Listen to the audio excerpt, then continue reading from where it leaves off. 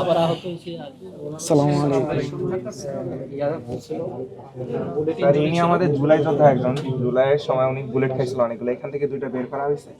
আর এখানে তার বুকে এখন একটা আছে। এখন ভর্তি হয়েছে কেন?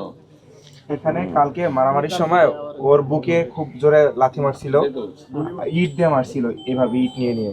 আর মাথায় হচ্ছে স্ট্যান্ড গান, মানে ওই শর্ট গান গুলো দিয়ে সোজা হতো দেখে। আর ইলেকট্রিক শক দিছিল অনেকক্ষণ ধরে প্রায় শক দিছিল না।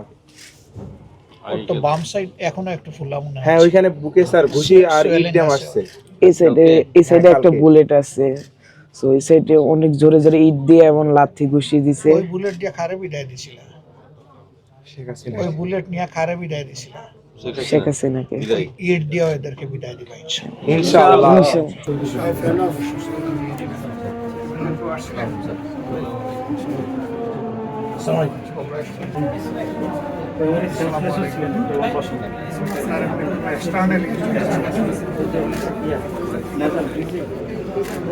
দাঁতে একটা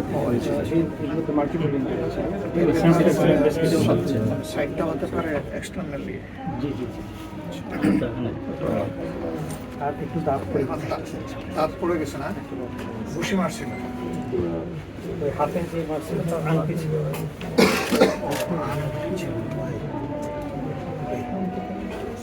আর কোনো জায়গায় ইনজুরি আছে?